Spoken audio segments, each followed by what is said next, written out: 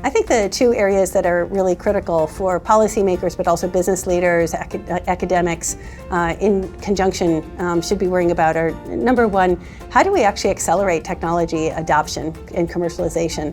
The problem is really not that we're automating so quickly that we're going to put people out of jobs. The problem is that we need to automate more quickly to actually get the kind of benefits and productivity and in our standard of living that we would like to enjoy. So the first issue is how do we really unblock that so that companies are making the right investments in technology, building out new capabilities in their supply chains, et cetera.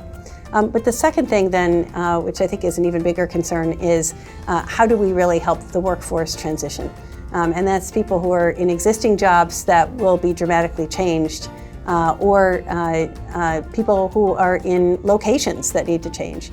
I'm talking about as people move from one sector to another, or from one occupation to another, or from one skill set to another, how do we help with that? And I think it's one of the things, quite frankly, we got wrong with globalization.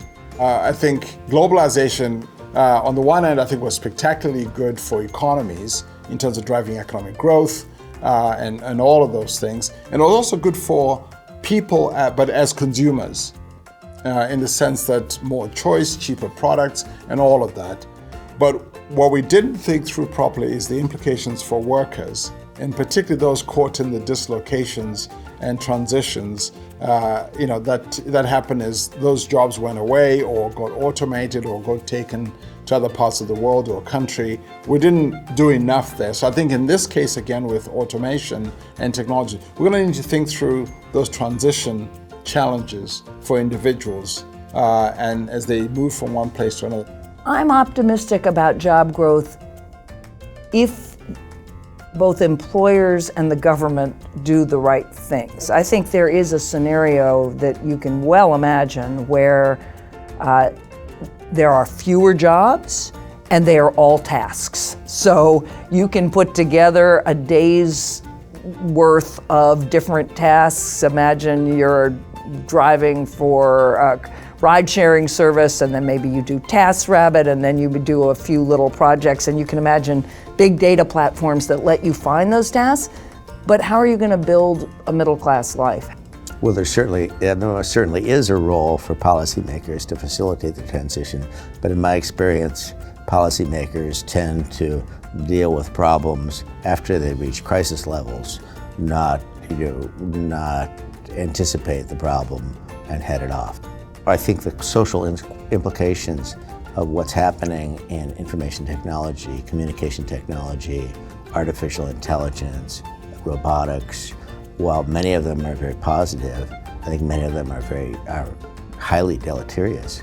And I think we're going to create a class of people who are, unemployed, permanently unemployed, and unemployable. And we need to figure out how to deal with that. How are you going to afford a house or a car or school for your children? So we need to do things around benefits. We need to make benefits portable, for instance. We also really need a different concept of a safety net and a tremendous infusion into education and training to help people adapt as jobs change. I think there are a lot of very interesting conversations around universal basic income, but that is the kind of thing that is going to be debated and discussed over the next 20, 30 years as this evolution takes place.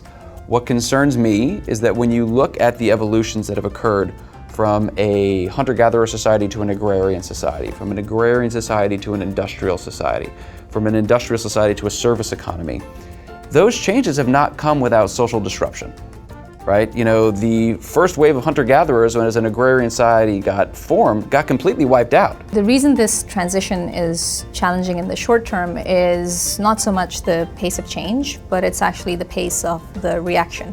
And those that need to react are actually still quite far behind in figuring out what the right policies are. Now that said, there are a lot of best practices around the world. So if you look at what the type of education system that exists in Finland, if you look at the type of adult retraining and reskilling that's been put in place in Singapore, if you look at some of the new forecasting models that have emerged, we can actually use the very same technologies that are causing some of the disruptions to actually solve some of these problems, to give people the right kinds of skill sets, to predict what will be needed. We can get much better at all of that, but I put a lot of faith in individuals taking action, new businesses around education and reskilling being created, and then a lot smarter regulation being put in place.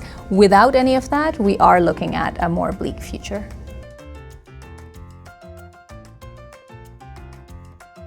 I would argue that in the discussion of the future of work, we try to focus too much on what are the new things that we see and think that they will happen perhaps faster than they will. So the thing that I want to bring attention to is something that is already true today, expense volatility. So just to put a fine tune on it, we can document that most American families are dealing with very high levels of income and consumption volatility month to month. And those don't co-vary. It is not necessarily the case that those months when you have lower income result in months where you have fewer expenses. In fact, they don't co-vary, which means from a vulnerability point of view, Americans are often subject to a month where they might have a dip in income and an unexpected rise in expenses. That causes a lot of vulnerability, financial vulnerability, and a lot of stress and anxiety for a lot of people, even if the economy is generally doing okay. We need to pay a lot more attention to this, to helping people build the financial buffer that will allow them to withstand the volatility that they will likely experience, and ways to mitigate the long-term impacts, particularly of some of these extraordinary expenses. Well, I think there's a lot of different questions. I mean, I think we recognize our inability to predict what will happen in the future. There's certainly some aspects in which these automation technologies allows a lower skilled person to actually have much more impact, which previously needed a much higher skilled person. Now, in some ways, you can consider that to be good, because suddenly someone who was otherwise lower skilled actually, some people describe it as now has superpowers. They can do more than they ever could before.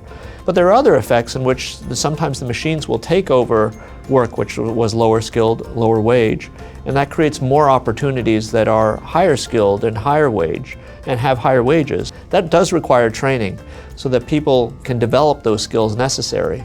So whether it's being able to maintain a robot rather than do the routine tasks that the robot took over doing, whether it's being able to understand the output of an analytic algorithm rather than do the calculations yourself. Sometimes these technologies will actually create work which requires more skills.